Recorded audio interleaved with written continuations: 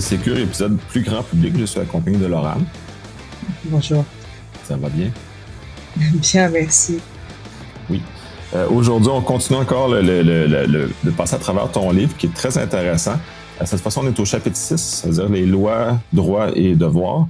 Et justement, on va aborder un volet un peu plus légal, qui est quand même important maintenant parce que les lois ont pris beaucoup d'importance dans le cadre numérique qui a des influences sur nos droits face aux institutions, face aux entreprises et en même temps face à nos pairs. Fait qu'on ne peut pas faire n'importe quoi. On ne peut plus faire n'importe quoi comme on peut le faire à une certaine époque. Donc, les choses sont un peu plus cadrées. C'est plus français comme approche, parce que c'est dans un univers légal plus français. Je vais mettre quelques petites nuances, peut-être aux québécoises, mais comme je suis pas un avocat moi-même, prenez avec un grain de sel ce que je dis. Je me base sur ma connaissance et non le fait que je suis autorisé à parler de droit plus que ça. Donc, on va commencer un peu sur le volet plus légal, d'où ça part et pourquoi on parle de ça, parce que le RGPD était un élément très structurant en Europe. Et l'équivalent maintenant au Québec et bientôt au Canada, la loi 25 et C27 qui vont venir apporter des structures qui sont inspirées du RGPD, fait qu'on ne sera pas très distant de ces choses-là. Je vais te laisser commencer un peu à expliquer les effets du RGPD sur la vie privée, sur nous comme citoyens, puis qu'est-ce que ça nous donne. Alors, ce qu'il faut savoir, c'est que le RGPD n'est pas sorti de nulle part. Il y a une culture de la protection des données dans le domaine juridique qui est vraiment spécifique à l'Europe et qui date des années 50 avec cette consécration du droit à la vie privée.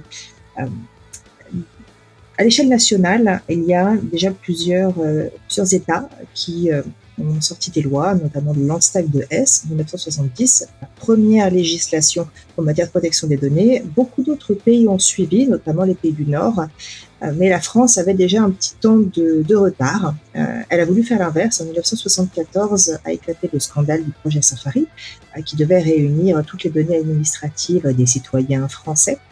Un scandale qui a explosé dans le journal Le Monde suite à une source du ministère de l'Intérieur, il me semble. Donc forcément, le gouvernement a dû faire volte-face et a créé une commission informatique et liberté pour regarder ce qui pouvait être fait à l'inverse, à contre-courant de ce qui était prévu initialement. Et donc le rapport Tricot, sorti en 1975, a proposé une législation qui est la loi informatique et liberté, connue sous son nom en France, ainsi que la création de la commission de la CNIL. Aujourd'hui, la CNIL, grâce au RGPD, a justement plus de pouvoir, un pouvoir d'enquête, un pouvoir aussi de sanction. Néanmoins, le RGPD qui date de 2016 avec une applicabilité totale en 2018 est plus ou moins issu de tout ceci, mais aussi de ce qui a pu se passer aux États-Unis dans les années 2010. Donc, on a le scandale de Medbase 200 en 2012, où un agent du gouvernement a trouvé en vente en fait des listes de noms de personnes qui avaient été victimes de viol, qui avaient des problèmes d'alcoolisme, des troubles érectiles, bref, ce genre de choses bien sympathiques. Elle en a été assez choquée pour faire remonter et les data brokers sont apparus sur le devant de la scène. Personne ne connaissait ces entreprises-là, dont le fonds de commerce en fait est la donnée personnelle. Elles ont été auditionnées, notamment par le sénateur Rockefeller, à l'époque, qui les a qualifiées de pire que le programme de surveillance de la NSA. Justement, à peu près au même moment éclatait le scandale Snowden, où le monde découvrait à quel point les États-Unis avaient mis en place un système de surveillance extrêmement large, extrêmement puissant. Et bien évidemment, en Europe, on n'a pas trop apprécié le fait de se faire espionner jusqu'à ce point par son allié. C'est ce qui a en vérité donné un véritable coup de fouet au RGPD qui était déjà dans les tuyaux. Néanmoins, à la base, personne n'en voulait de ce RGPD, qui est venu remplacer une directive qui datait de 95. Une directive, bien sûr, ça peut être transposé dans la législation nationale. Un règlement, lui, est applicable directement. Donc, il y avait jusqu'à 4000 amendements sur le RGPD, qui montre bien que vraiment personne ne voulait le voir aboutir, jusqu'à ces deux scandales successifs, surtout la bombe Snowden, bien entendu. Et on a rapidement, finalement, eu un RGPD qui a modifié les pratiques avec des changements plutôt profonds, notamment dans le principe de la responsabilité, c'est-à-dire qu'aujourd'hui, ce sont vraiment tous les organismes qui doivent être responsables des données qu'ils traitent, dans le sens où ils sont contraints à une conformité qui est permanente et ils doivent pouvoir le démontrer. On n'a plus à déclarer les traitements que l'on fait à la CNIL, mais de s'assurer en continu que l'on est conforme en matière de base légale, de traitement, de consentement des personnes, de sécurité numérique. Ça aussi, c'est extrêmement important. Et surtout, la question des droits. Les personnes ont des droits et ça, c'était vraiment fondamental dans ce RGPD, c'était de rendre la possibilité aux personnes de maîtriser véritablement leurs données. Alors, en France, il ne faut pas non plus se leurrer, la loi informatique et liberté avait déjà 80% des tenants et aboutissants du RGPD.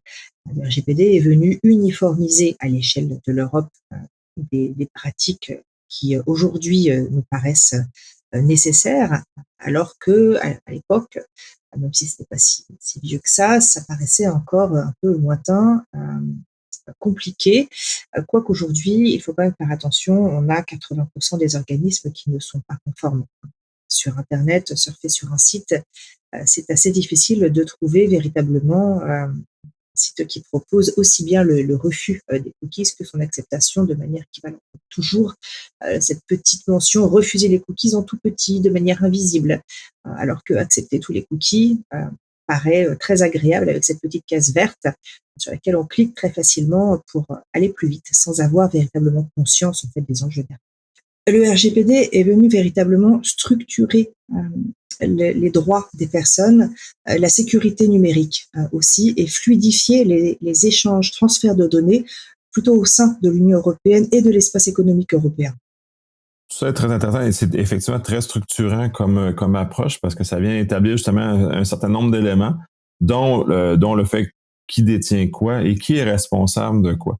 Et dans le fond, le RGPD vient justement cadrer le responsable de l'information. Fait que, est-ce que tu peux justement guider un peu comment on peut trouver cette personne-là? Parce que des fois, on a besoin de lui adresser des questions. Le responsable de traitement, comme tu dis, le responsable de l'information, c'est la personne à qui incombe effectivement la responsabilité donc de la sécurité de la donnée et de tous les droits qui l'entourent. C'est-à-dire que c'est le responsable de traitement, c'est souvent soit le dirigeant d'une entreprise, qu'il soit enfin, d'une entreprise, le responsable. Désolée, je, je galère à répondre à ça. C'est trouver le responsable de traitement, c'est simplement le responsable du site ou de l'entreprise qui traite les données, le responsable légal. Puis normalement, c'est ça, effectivement. Et puis je pense qu'ils doivent s'annoncer aussi là, en termes d'existence. De là aussi, c'est important parce que le RGPD vient réaffirmer ces éléments-là. Parce que à qui appartiennent les données qu'on propose dans l'univers comme ça? Effectivement, le responsable de traitement est légalement affiché, indiqué sur tout site, enfin, sur toutes les mentions légales qui apparaissent lorsqu'on se donne la peine, en vérité, de les regarder, puisque la responsabilité euh, des données incombe certes à l'entreprise ou à l'organisme qui les traite, mais aussi à la personne, finalement, qui les diffuse. C'est-à-dire qu'on ne peut pas se déclarer complètement irresponsable lorsque on tombe dans le piège d'un phishing, par exemple, sur un SMS euh, qui viendrait de notre banque et qui nous demande toutes les informations, dont nos codes secrets. Le principe d'un code secret, c'est qu'il reste secret, même pour la banque.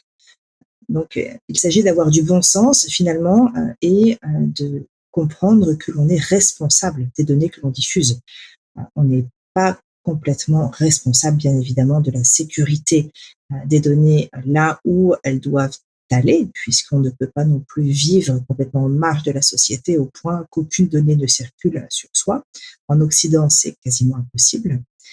Néanmoins, cette responsabilité, elle nous appartient, tout comme on traverse sur un passage piéton quand le petit bonhomme est vert et qu'on est responsable en partie, bien sûr, d'un accident si on traverse au rouge. Effectivement, puis c'est important cette notion-là justement de ça, parce que dans le fond, effectivement, les compagnies ne sont que des fiduciaires de nos informations dans lesquelles on demeure dans l'absolu propriétaire, mais que si on diffuse à tout venant, ben on vient diluer la valeur et la qualité de la protection légale qui est associée à ce genre de choses-là. C'est très intéressant parce que puis j'ai basculé, puis je ne suivrai pas nécessairement l'ordre du livre, parce que quand on diffuse, il y a un risque associé à ce genre de choses-là. Il y a des risques légaux, c'est que nous, on peut s'exposer comme individu effectivement à se faire poursuivre parce qu'on diffuse des informations qui ne nous appartiennent pas. On peut se retrouver dans cette zone-là. Et l'autre aspect, puis c'est très intéressant, parce qu'il est vraiment basé sur le congédiement, parce que ça fait du bruit public. Dès qu'on diffuse et qu'il y a une volonté de diffusion d'informations, on perd beaucoup de la protection qui nous est donnée, qui est par le RGPD, entre autres. Tout à fait. Déjà, il faut retenir que nous ne sommes pas propriétaires de nos données. Par contre, le RGPD vient en consacrer la maîtrise. C'est-à-dire qu'on ne peut pas demander gentiment aux impôts de ne pas traiter nos données personnelles. J'ai essayé, ça ne marche pas. Néanmoins, eux doivent répondre à leurs obligations de sécurité, de confidentialité, etc. Et nous, on a des droits d'accès, de rectification, de suppression dans certains cas, bien sûr, pas dans tous. Le RGPD, nous sommes effectivement responsables de la sécurité de nos données dans le sens, par contre, où on en réduit la diffusion.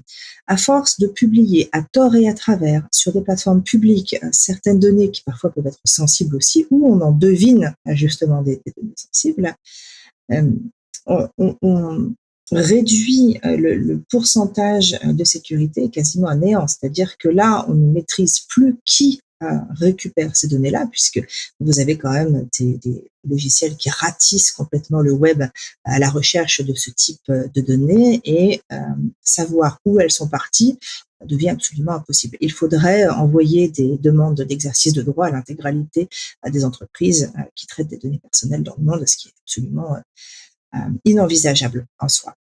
Donc, la responsabilité des personnes, elle est lourde sur la question et ça doit faire l'objet quand même d'une formation, de sensibilisation qui doit démarrer extrêmement tôt. On a un droit de suppression de données qui est automatique quand on est mineur, pour toutes les données qui concernent un mineur. Néanmoins, lorsque l'on est majeur, cette responsabilité, cette possibilité, en fait, d'effacer des données, elle reste réduite à la manière dont on les a publiées et au droit d'information aussi des personnes. Par exemple, si des articles de presse sur une personne sont diffusés et que cette personne, quelques années plus tard, souhaite les faire supprimer pour différentes raisons, non seulement elle va devoir se justifier pour cette suppression-là, mais en plus, celle-ci n'est pas automatique. C'est-à-dire que l'organisme de presse peut faire valoir le droit à l'information du reste de la population et refuser cette suppression. Donc il faut tout de même faire extrêmement attention à ce que l'on diffuse, à qui on diffuse, et surtout prendre conscience de la portée que ça peut avoir et qui peut être en vérité éternelle. Ouais, c'est un des problèmes sur Internet. Puis d'ailleurs, le droit à l'oubli est très intéressant et effectivement pas absolu. Ça dépend même des législations dans lesquelles on est. Le RGPD couvre un certain élément.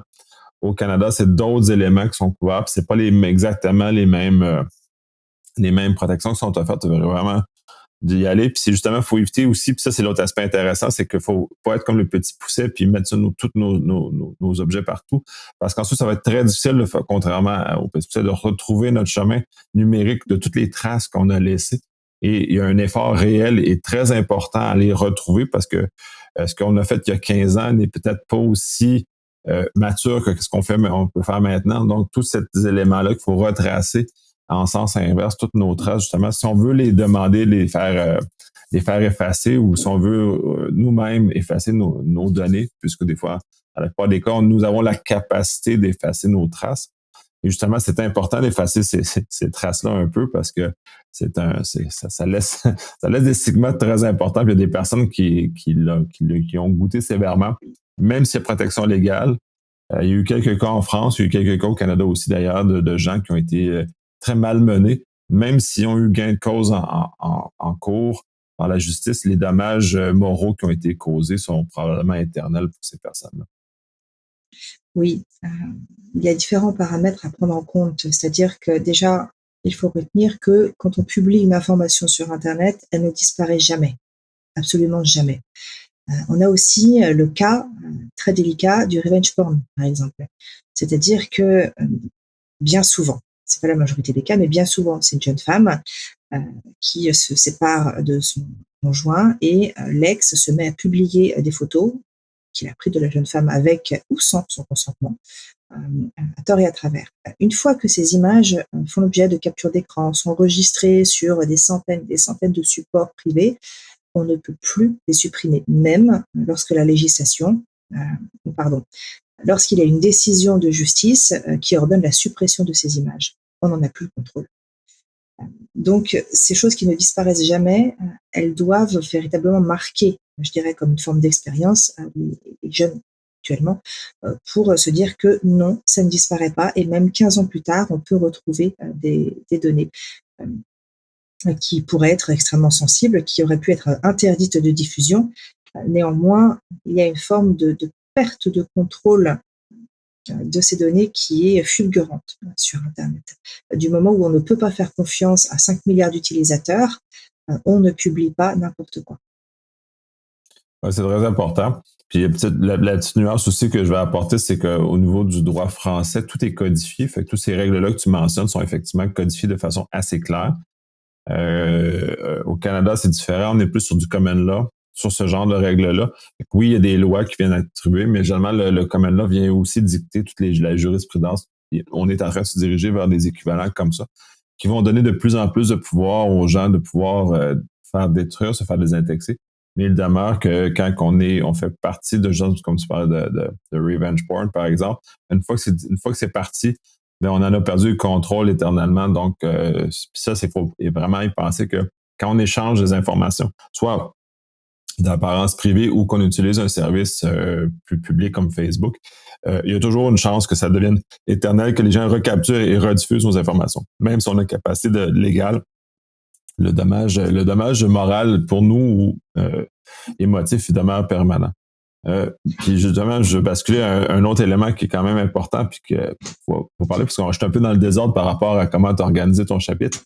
Le volet du consentement. Puis lui, il est quand même une pierre angulaire. J'aurais peut-être dû le parler avec le RGPD parce qu'il vient comme asseoir beaucoup d'éléments dans lesquels on doit faire parce qu'il doit être explicite. Puis il y a justement des certains nombres de paramètres à maintenir, puis qui est très important à tenir en compte.